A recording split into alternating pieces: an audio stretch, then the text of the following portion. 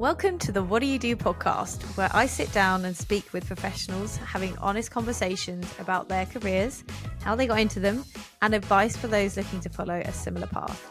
But most of all, telling you, the listeners, what it's really like to do that job.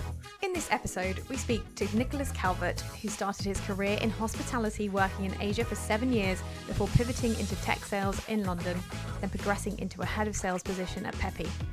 Nick talks about the characteristics that are essential for a salesperson, how to get into the field, and how much money you can make in tech sales. I hope you enjoy. Nick, it is an absolute pleasure to have you on the Waddyado Podcast today. Thank you so much for joining us.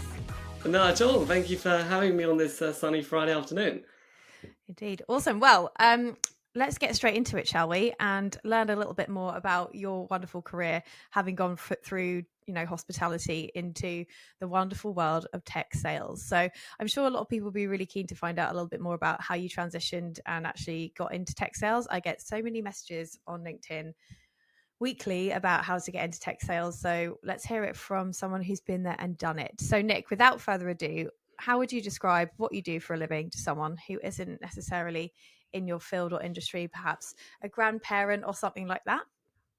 Yeah, so I would tell them that I am, as you said, in tech sales, which means I sell people access to software, and my job specifically is in sales leadership. So that means I look after thinking about how we're going to go out and sell that product, and then getting a team around that mission and making them do it.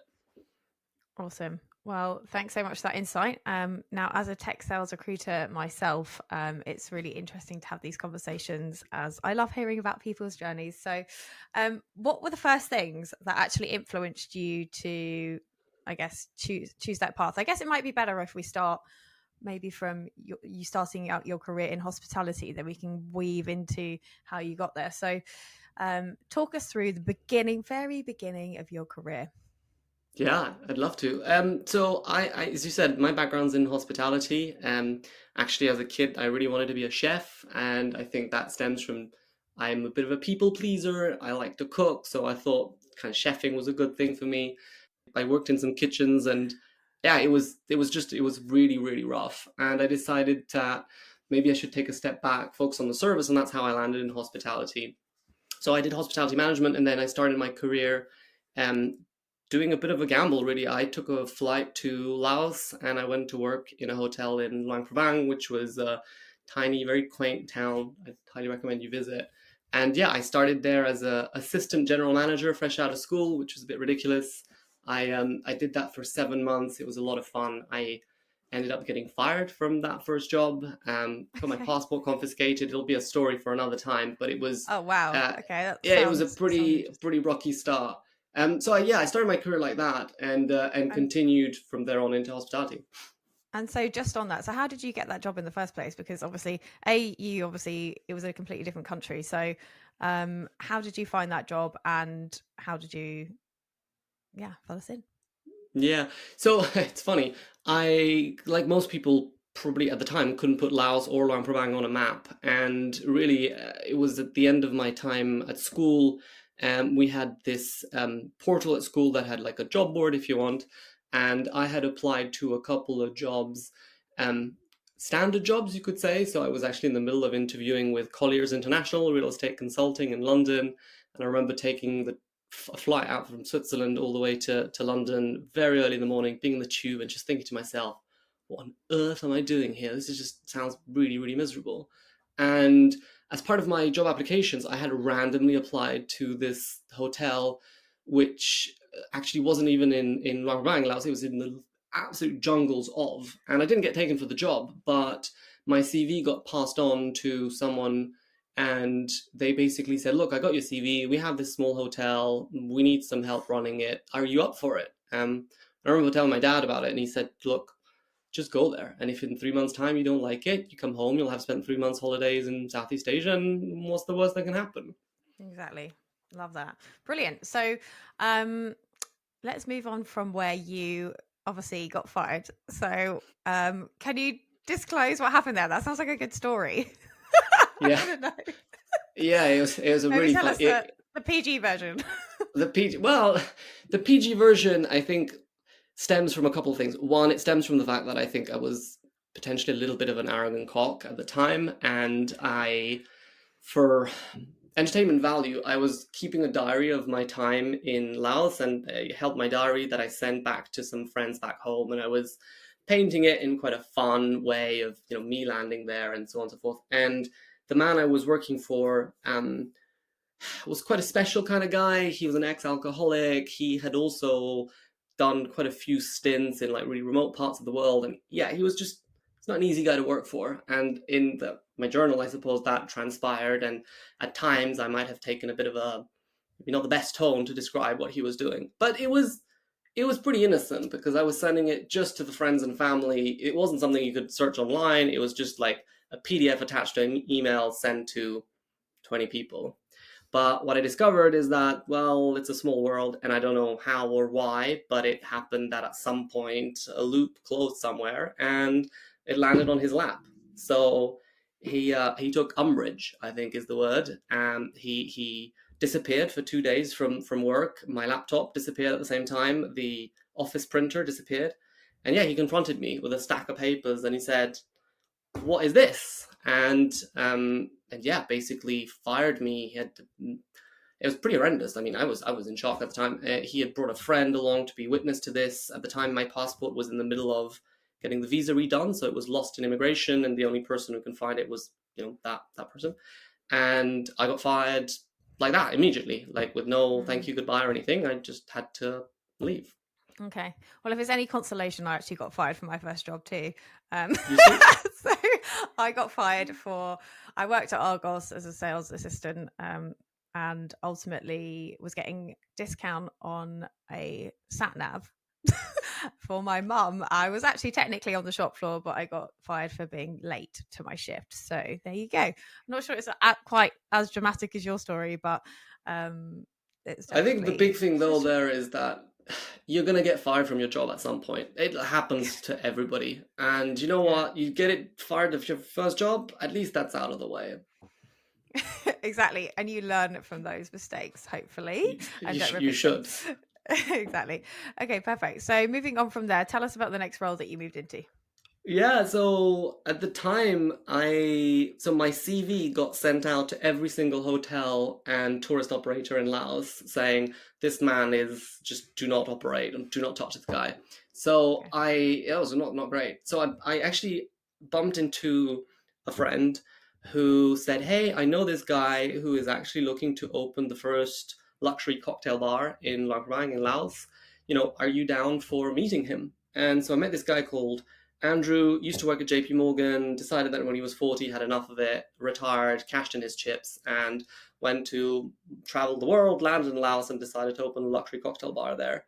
I was due to go back on holidays back home to Switzerland, which without my passport was a lot of fun, but that's, again, another story. And I had about a month left in Laos before taking my flight, so I approached the guy and I said, look, why don't we do like a trial? I work for you. This was pre-opening, so we were still doing a lot of like building work and menu design and so on. Why don't I do a month with you? And at the end of this month, we both look if we like it, and if we like working with each other, we can move forward. And turn out it was awesome. I really liked working with him, and he was a great mentor for me.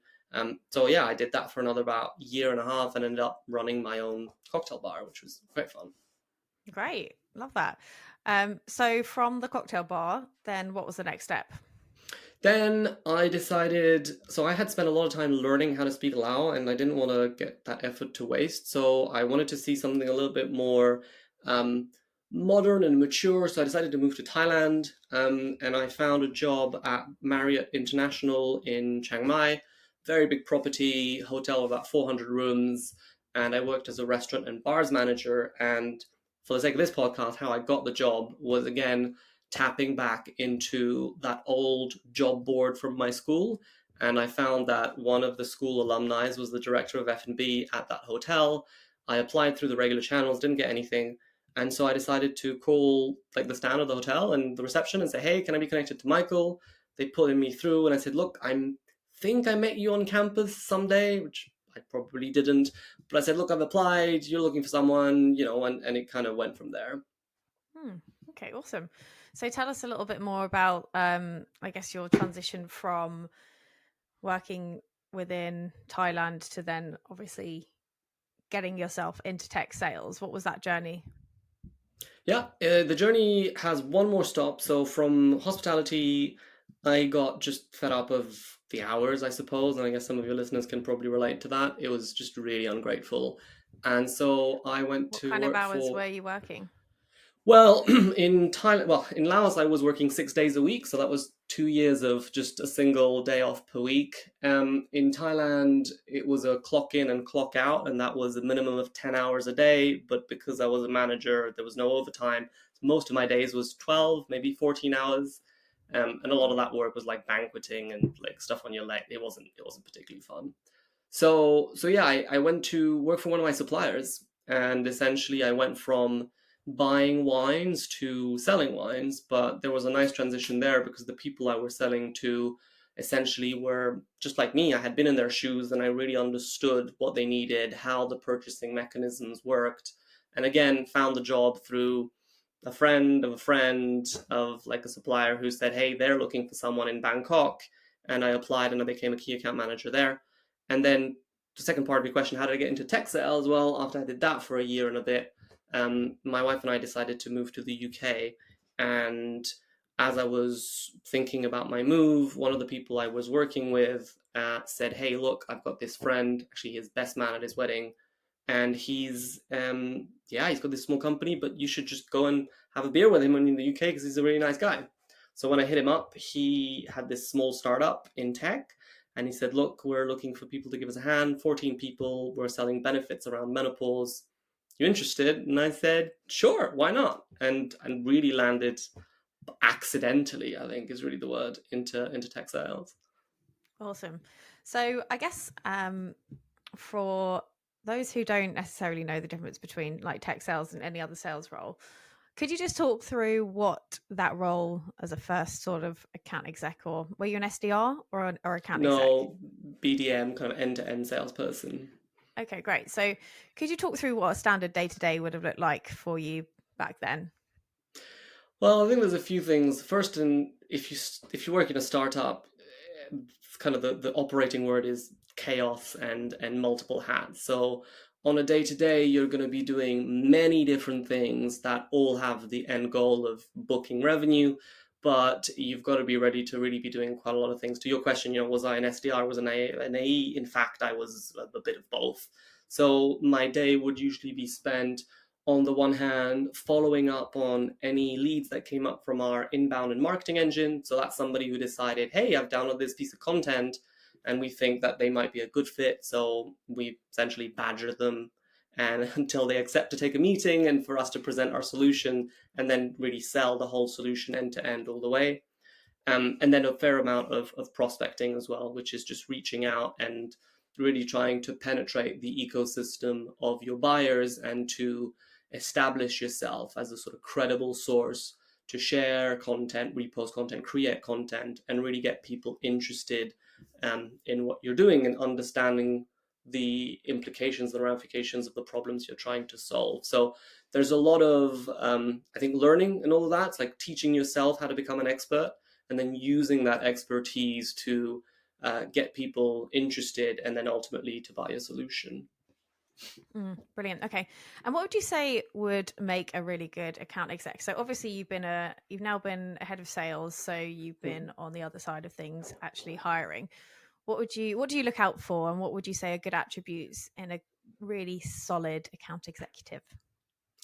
Yeah, I think it's a good question. First and foremost, I'm a believer in recruiting for attitude and not recruiting for skills. I think, there are some skills in sales that can be taught and learned, and I think a lot of that is relatively easy to acquire. I think some of the attitude is more important. Things like having grit, not being, I suppose, too easily kicked down by rejection. I think what I look for as well is a certain ownership. So as a salesperson, you are given actually quite a lot of freedom in your day-to-day. You're essentially given a target and kind of crack on and figure out how to get there.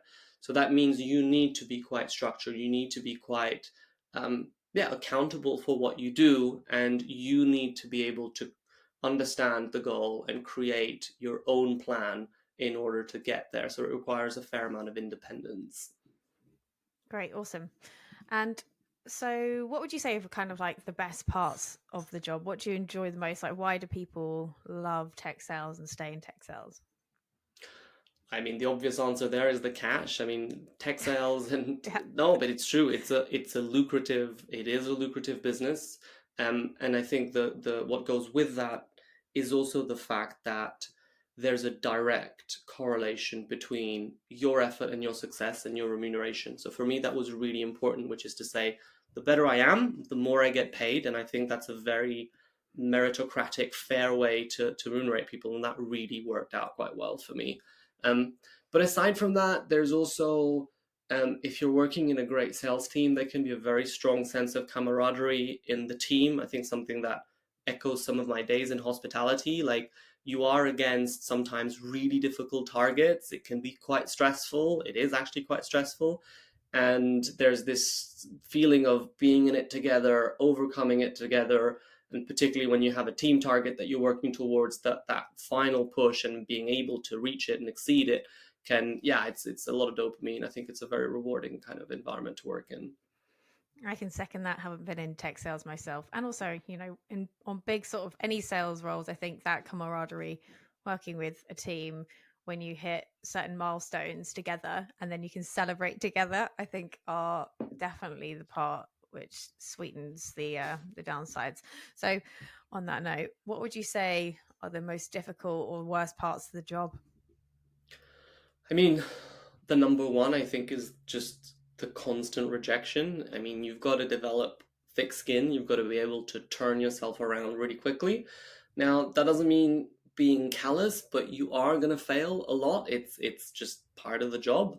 And you need to be able to not let that get you down, but you also need to reflect and get the learnings from that. So it requires a fair amount of self-awareness.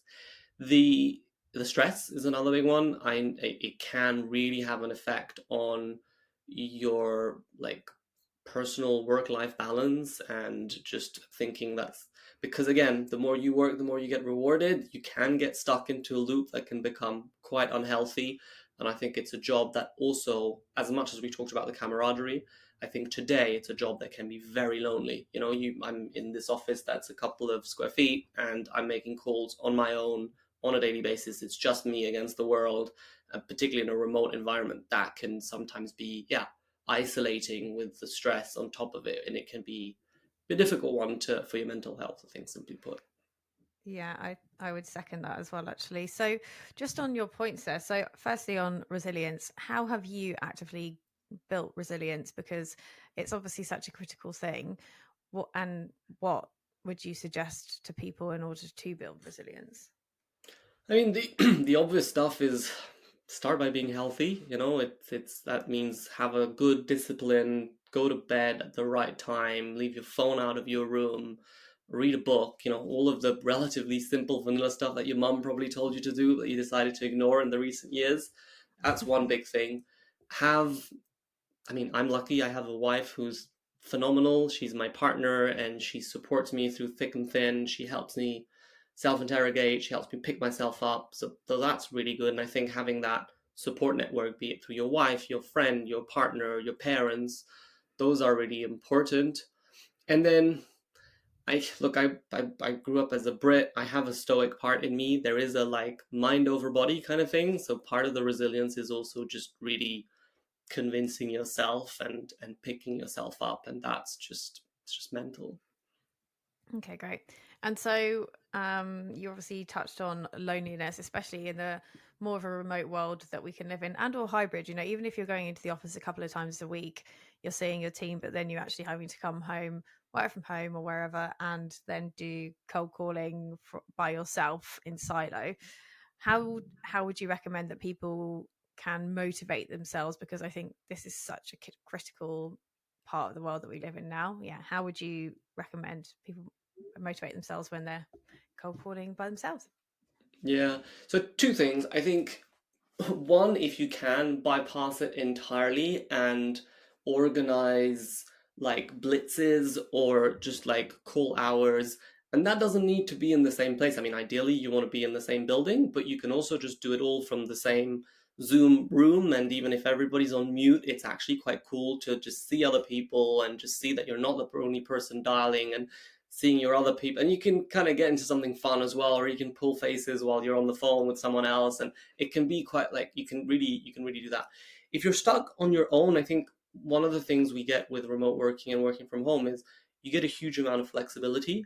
And so you can also, I think, leverage that to your advantage by being super intentional and saying, okay, in the next 25, 30, 40 minutes, I really knuckle down. I cut all sort of ties to the outside world, remove Slack, remove your phone, and just do the cold calling that needs to be done. And then reward yourself. Give yourself 5 minutes, 10 minutes to make yourself a really nice cup of tea where you don't think about work, and just take advantage of the fact that you have got that flexibility to do both. I think the Pomodoro technique works for a lot of people, so like actually using a timer, 25 minutes, that sort of stuff I think is powerful, because it's better to have, I think, intense sprints rather than just kind of dawdling about and then you don't really feel like you're doing much. And I think that can lead to it as well. Yeah, absolutely. And I think it also comes down to the preparation. So you're not just wasting the time, like make sure that you have a list to obviously call through and you're ready and prepared for that dial. But one thing that really helps me, and I don't know if this will be relevant for everybody, but hopefully it might do, is like honestly pump yourself up. I have a standing desk. If you have a standing desk, I recommend standing up. I'm standing right now, actually. Yeah, there you go.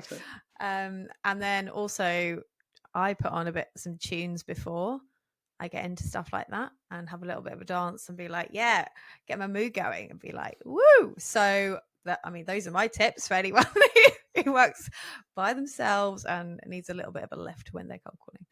Amazing. Thank you. Tony Robbins kind of vibe to it. I like it. Oh wow, that cringes me out actually, but I honestly just need to pump myself up. It also gets me in a better energy state, you know, a bit more enthused. So that's my jam. It's an interesting one. There's actually a really good book by Daniel Pink called To Sell is Human, and he talks about this. And actually studies show that rather than pumping yourself up, taking a lesson from Bob the Builder and asking yourself, can I do it, is more powerful than actually pumping yourself up. So I would recommend people reading that book. And what it says is, when you ask yourself, can I do all these calls, you're going to answer, yes, I can, because this and because that. And it actually really helps you. So another way to think about it is, you know, be Bob the Builder and read the book. Love that. Okay, brilliant. So what is the best piece of advice that you have received from a mentor? Yeah, best piece of advice. I think one of the things that made a bigger difference for me was go out there and learn by yourself. I've always thought that a lot of my sales career would be learned by doing the job, watching other people do it better than me, and so on. But the truth is, you can and you should become a subject matter expert on your own. And that means going out there and reading books. Like, we're in a world now where you can listen to podcasts, you can read books. There are so many ways for you to find the solutions, and they're out there, and you shouldn't wait for somebody to tell you to do it. You should just do it yourself until it becomes almost muscle memory. And I think that for me was quite a powerful piece of advice. Can you talk through the hardest lesson that you've maybe learned building your career? Don't publish a journal criticizing your boss, I think is probably one of them. That's probably quite a good one. Yep. It's not a bad one. No, I think the lesson behind that actually is a lesson of humility. And I think the biggest lesson is, just be humble. When somebody asks you to do something, say yes, get busy trying to find out how to do it.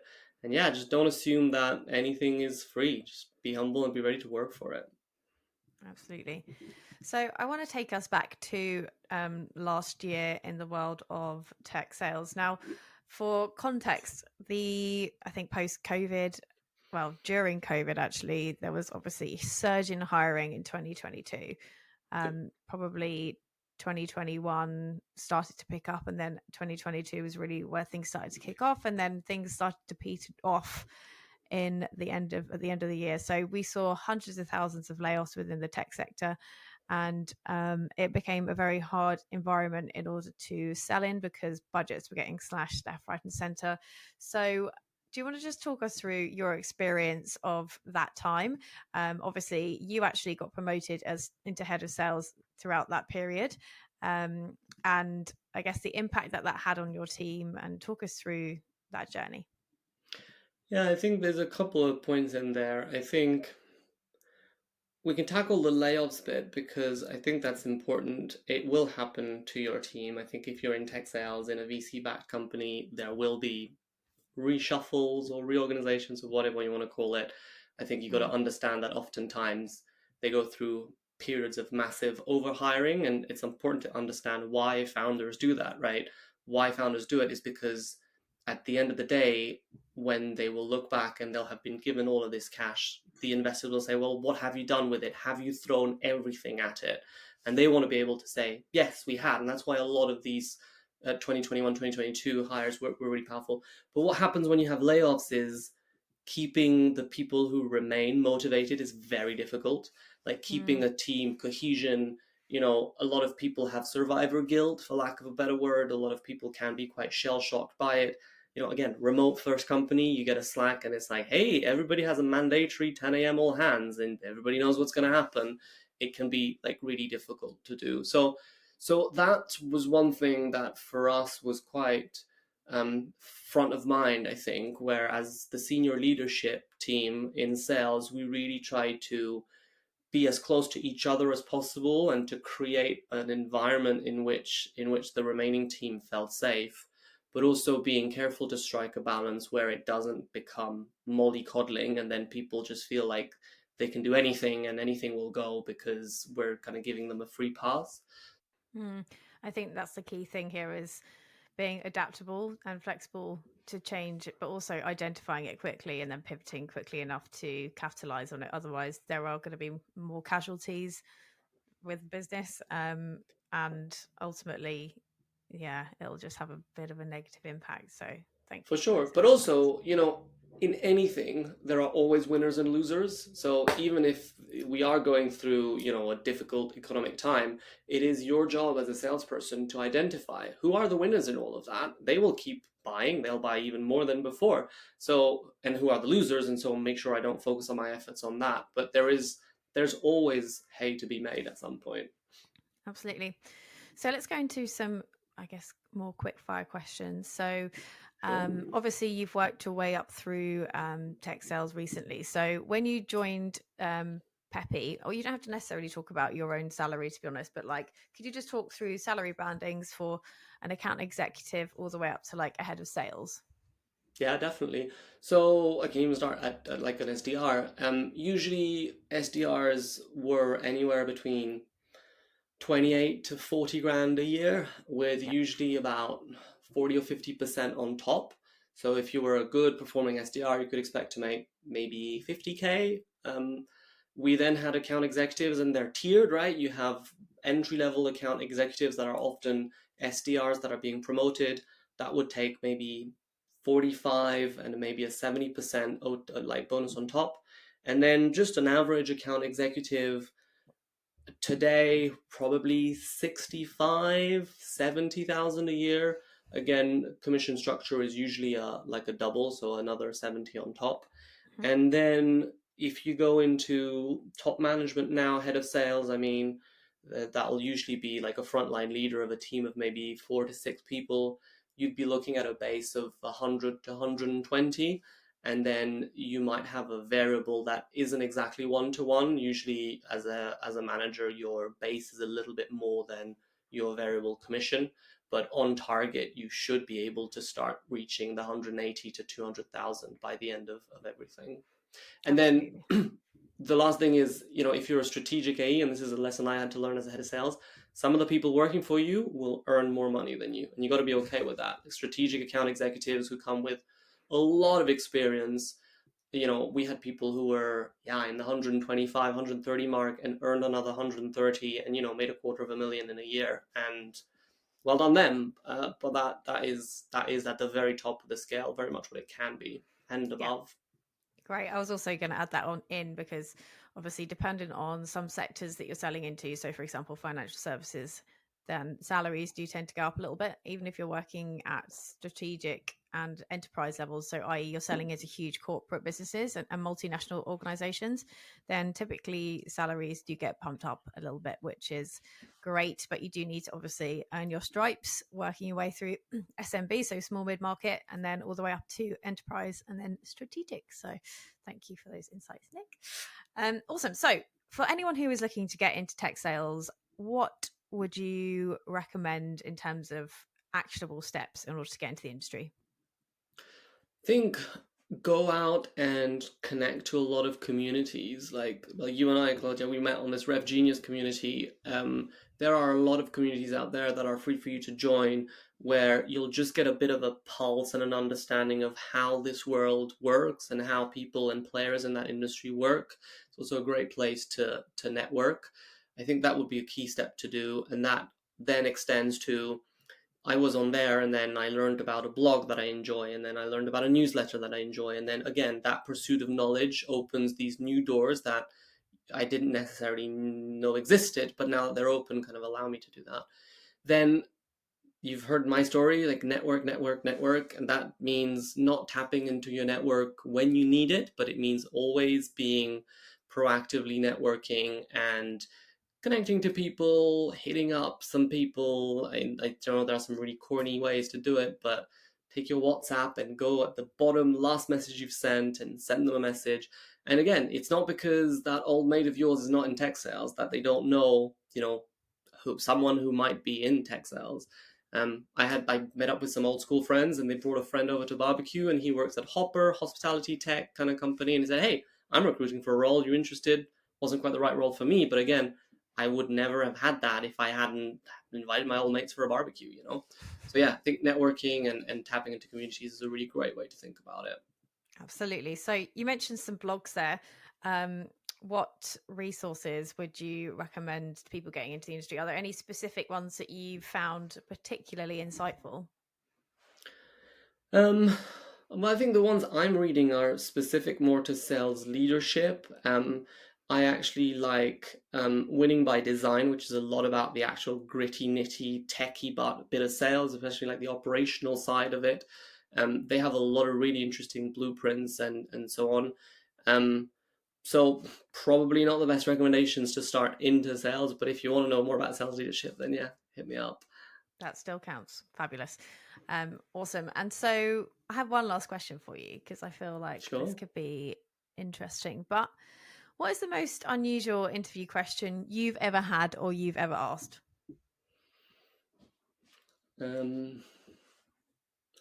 One question I like to ask someone is, what is the best compliment you can receive with regards to your work? And I think that oftentimes opens a lot of interesting, kind of breaks down a few barriers, and it gives you an insight in, at the end of the day, we are all, I think, people pleasers, particularly if we're working into sales.